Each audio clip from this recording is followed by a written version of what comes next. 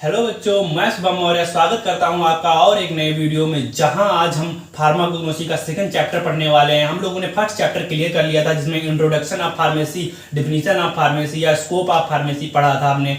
तो आज second chapter की शुरुआत करते हैं। सेकंड चैप्टर आपका था क्लासिफिकेशन ऑफ क्रूड ड्रग्स। ठीक है, यही आपका डी फार्म फर्स्ट ईयर के फार्माकोग्नोसी का सेकंड चैप्टर है। और यही अगर बात कर लेते हैं बी फार्म में, ये फोर्थ सेम में फार्माकोग्नोसी है, वहां पर भी यही चैप्टर है सेकंड। ठीक है, तो बी फार्म वाले बच्चे भी यहाँ पढ़ सकते हैं और डी फार्म वाले तो पढ़ ही सकते हैं। उन्हीं के लिए स्पेशली हम बना रहे हैं ये क्लास। ठीक है, तो आप लोगों का वीडियो अच्छा लग रहा है तो प्लीज़ लाइक करिए, चैनल को सब्सक्राइब करिए और बच्चों के पास शेयर करिए ताकि ज़्यादा से ज़्यादा बच्चे देख सके इसको। ठीक है, तो आते हैं हम अपने चैप्टर पे। आज का चैप्टर जो है आपका यही है कि क्लासिफिकेशन ऑफ क्रूड ड्रग्स। पहले तो जानते हैं क्रूड ड्रग्स क्या होता है। पहले के चैप्टर में मैंने बताया था क्रूड ड्रग्स क्या होता है। क्रूड ड्रग्स वो होते हैं जो हमें नेचर से मिलते हैं। ओरिजिनल ड्रग्स वो होते हैं। Crude drugs are those drug which obtain from nature in original form. मतलब कि ओरिजिनल फार्म में जो हमें मिलते हैं नेचर से फार्म में, उसे हम क्रूड ड्रग कहते हैं। जैसे कि मैंने एक एग्जांपल दिया था, हम खाना खाते हैं तो रोटी जिससे बनती है वो आटे से बनती है। आटा किससे बनता है? गेहूं से बनता है। तो गेहूं क्या है? उसका क्रूड फार्म है।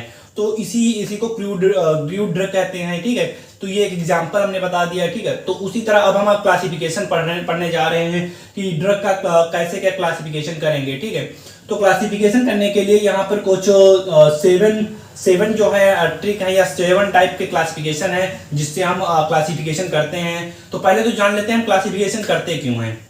अगर तो क्लासिफिकेशन अगर ड्रग्स का क्यों करते हैं तो इसके लिए एक सिंपल सा हम एग्जांपल देते हैं। जैसे कि हम अगर फार्मेसी पे जाते हैं, फार्मेसी या मेडिकल स्टोर पे, तो वहाँ क्या होती है, सभी ड्रग जो होती है एक सिस्टमिक या फिर एक अच्छे ढंग से या माइनर में अरेंज होती हैं। जैसे कि अल्फाबेटिकल टाइप में कि ABCD, यानी कि ए वाला जो होगा वो ए वाली जितनी ड्रग्स होंगी वो सभी उसी में आ जाएंगी। ए में बी वाली जो ड्रग होंगी तो कुछ ऐसे लोग अरेंज करते हैं। या कुछ रहेगा टैक्सोनॉमिकल, मतलब कि उनका किंगडम फाइलम ये सब उसी टाइप से करते हैं अरेंज।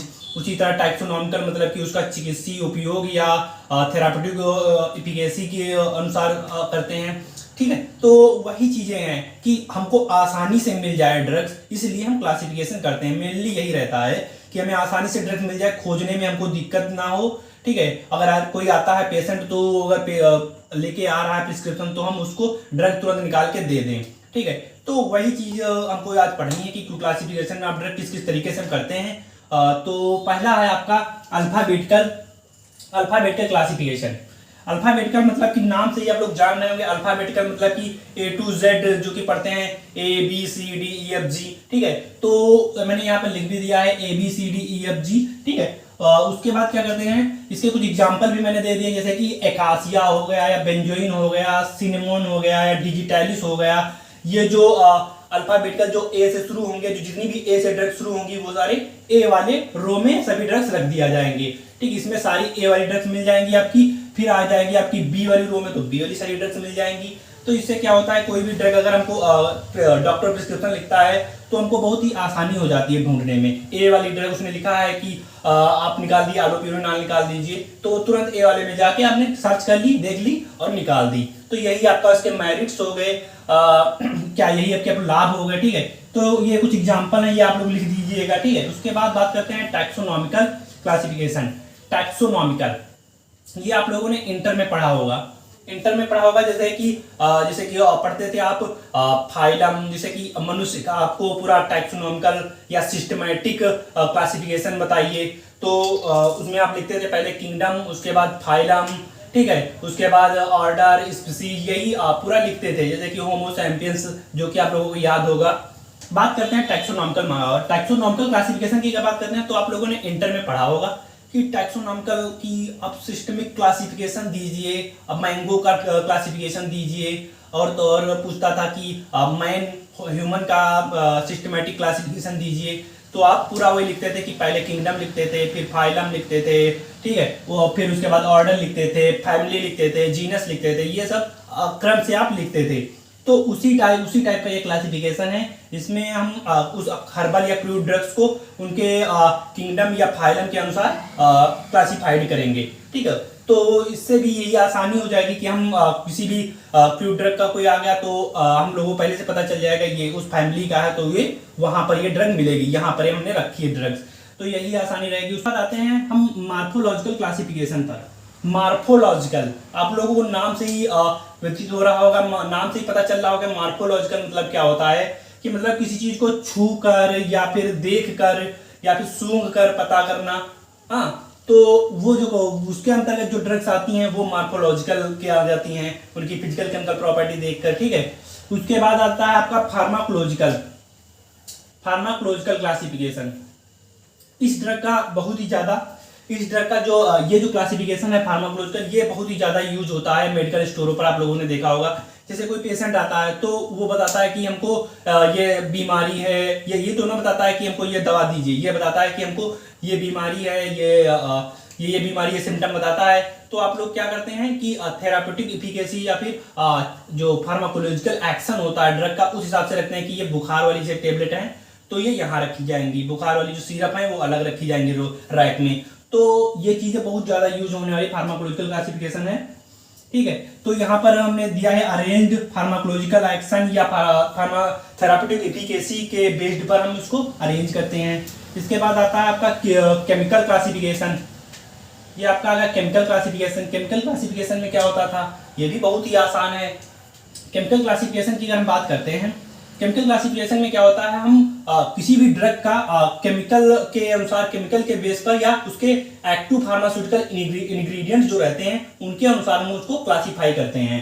यहाँ पर देखो लिखा हुआ एपीआई और केमिकल नेचर, कि ड्रग का कैसा नेचर है, वो एसिडिक है या बेसिक है या न्यूट्रल है, उस टाइप से उसका हम नेचर जानकर तब उसको क्लासिफाई करते हैं। ये भी बहुत ही इंपॉर्टेंट है। उसके बाद आता है कीमोटैक्सोनॉमिकल क्लासिफिकेशन। ये तो आप लोगों ने अभी देखो पढ़ा, जैसे कि आप केमिकल पढ़े हैं, ठीक, केमिकल में आपका कीमो आ गया, टैक्सोनॉमिकल ये आ गया आपका दूसरे नंबर वाला टैक्सोनॉमिकल, जिसमें आपने पढ़ा था किंगडम, फाइलम, ये सभी चीजें पढ़ी थी ना। तो इन दोनों को कॉम्बिनेशन से जो ड्रग बनेगी, जो क्लासिफिकेशन करेंगे, वो कीमोटैक्सोनॉमिकल क्लासिफिकेशन कहलाते हैं। जैसे कि क्लास में क्या होते हैं, क्लास एक क्लास है, क्लास में जैसे बच्चे होते हैं तो उसमें क्या होता है, टॉप वाली जो रैंक होती है उनको अलग कर देते हैं, उनसे लो जो रैंक रहेगी उनको अलग कर देंगे। तो एक क्लासिफिकेशन, क्लास के अंदर भी एक क्लासिफिकेशन करेंगे, तो वो चीज हम यहाँ पर बात कर रहे हैं। उसके बाद आपका आ गया सीरोटॉक्सोनॉमिकल क्लासिफिकेशन। सीरो मतलब क्या समझ रहे हैं आप लोग, सीरो से क्या मतलब, सब सीरो मतलब क्या हो गया आपका, सीरम हो गया। ठीक है, सीरो मतलब यहाँ पर हम सीरोलॉजी का अध्ययन करते हैं या फिर सीरम का अध्ययन करते हैं, उसे सीरोलॉजी बोलते हैं। ठीक है, तो इसमें जो आपका क्लासिफिकेशन रहेगा, जो आपके अरेंज रहेंगे ड्रग, वो आपके सीरम के अनुसार होंगे, जिसमें हम सीरोलॉजी के अंतर्गत बड़े पढ़ेंगे और ही अच्छे तरीके से। ठीक है, उसके बाद जान लेते हैं बहुत ही आसानी, ये 2 नंबर में पूछा जाने वाला क्वेश्चन है कि ऑर्गेनाइज्ड ड्रग क्या होता है, अनऑर्गेनाइज्ड ड्रग क्या होता है। हम बहुत ही शॉर्ट में पढ़ा रहे हैं आप लोगों को। अगर कोई भी नोट्स चाहिए या फिर आप लोगों को कोई ऐसी ट्रिक्स चाहिए जिससे आप लोगों को बहुत जल्दी इजी से याद हो जाए, वो भी हम बताने की कोशिश करेंगे। ठीक है, तो ऑर्गेनाइज्ड ड्रग क्या होता है, ऑर्गेनाइज्ड ड्रग क्या होता है, ये 2 नंबर में पूछ सकता है question. Drugs obtain directly from parts of plant, plant के पार्ट से डायरेक्टली जो हमें प्राप्त हो जाता है उसे ऑर्गेनाइज्ड ड्रग कहते हैं। जैसे कि एग्जांपल दिया हुआ है, leaves, fruits, seeds, roots, ETC. मतलब कि जैसे कि कुछ ड्रग्स होती हैं कि हम डायरेक्ट प्लांट से प्राप्त कर लेते हैं, प्लांट के पार्ट से, जैसे कि पत्तियों से या उसके फल से या फिर जैसे कि वो उसके जड़ से, ठीक है, या फिर हाँ जड़ से या रूट से या फल से, इन सबसे जो डायरेक्ट ड्रग्स प्राप्त करते हैं वो ऑर्गेनाइज्ड ड्रग कहलाती हैं। ठीक है, इसके बाद है अनऑर्गेनाइज्ड ड्रग क्या होती हैं, वो ड्रग्स होती हैं, अनऑर्गेनाइज्ड ड्रग वो ड्रग्स होती हैं ये जो कि derived from plants, parts of plants, जो कि डायरेक्टली नहीं प्राप्त होती हैं, लेकिन क्या होता है जैसे कि कोई प्लांट होता है, ठीक है, तो उसका क्या कहते हैं, हम पीस के उसका रस निकालते हैं या फिर उसको सुखाकर उसका एक वो बना लेते हैं, ट्राइचुरेट करके एक पाउडर टाइप में, या फिर ड्राइड लैटेक्स यहाँ पर दिया हुआ एग्जांपल, गम्स दिया हुआ है, ड्राइड जूस दिया हुआ है, रेजिन दिया हुआ है। मतलब कि प्लांट तो हो गया, लेकिन उससे जब से पीस कर या फिर उसका जूस निकाल कर अर्क जो पीते हैं वो सब आ जाता है आपके अनऑर्गेनाइज्ड ड्रग में आ जाता है। इस तरह से जो ये क्लासिफिकेशन ऑफ ड्रग है ये बहुत ही आसान चैप्टर था, तो हमने बहुत ही शॉर्ट में पढ़ाने की कोशिश की है। इसमें क्या ही है, यही पूछता रहा है कि क्लासिफिकेशन ऑफ ड्रग बताइए कितने तरीके होते हैं, ठीक है। तो ये कुछ तरीके हैं, इसका हमने एक ट्रिक भी बता दे रहे हैं लास्ट में आप लोगों को। जैसे कि आपके हो गया, ट्रिक की बात करते हैं। पहला हो गया अल्फाबेटिकल, दूसरा आपका हो गया टैक्सोनॉमिकल, तीसरा हो गया मार्फोलॉजिकल, मतलब हो गया ये एटीएम। उसके बाद आपका हो गया फार्माकोलॉजिकल, केमिकल, कीमोटैक्सोनॉमिकल और सेरोलॉजिकल। एटीएम पीसीसीएस, मतलब कि एक अगर आप वर्ड याद कर लेते हैं, अगर क्लासिफिकेशन की जब जब बात होगी तो आप एक वर्ड याद कर लीजिए कि एटीएम। एटीएम बहुत ही आसान वर्ड है एटीएम। एटीएम अगर याद कर लेंगे, अल्फाबेटिकल, टैक्सोनॉमिकल, मार्फोलॉजिकल, उसके बाद आप क्या करेंगे, फार्माकोलॉजिकल कर देंगे, केमिकल कर देंगे, कीमोटैक्सोनॉमिकल, सेरोलॉजिकल। तो बहुत ही आसान ये ट्रिक है, और इतना कुछ इसमें इस चैप्टर में इतना कुछ लेंदी था नहीं कि हम ज्यादा से ज्यादा समय लेने की कोशिश करें। तो आप लोग एक बार क्या करिएगा, एक एग्जाम्पल जो है हर चीज का एक एग्जाम्पल जरूर लिख दीजिएगा। कोई चीज क्योंकि मैंने समझा दी, आप लोग एग्जाम्पल भी जब लिखेंगे तब जो है एग्जामिनर को दिमाग में आता है कि हाँ बच्चे ने पढ़ा है, ठीक है, तो वो नंबर भी अच्छे देगा, ठीक है। तो इस चैप्टर में ज्यादा कुछ था नहीं, तो इसीलिए मैंने बहुत ही जल्दी में ये वीडियो बनाया है, ठीक है। तो आप लोगों को अगर वीडियो अच्छा लग रहा है तो आप लोग इसको लाइक करिए, और अगर कुछ डाउट रहते हैं तो आप लोग कमेंट करिए, और ज़्यादा से ज़्यादा वीडियो को शेयर करने की कोशिश करें। और वीडियो में बने रहने के लिए धन्यवाद।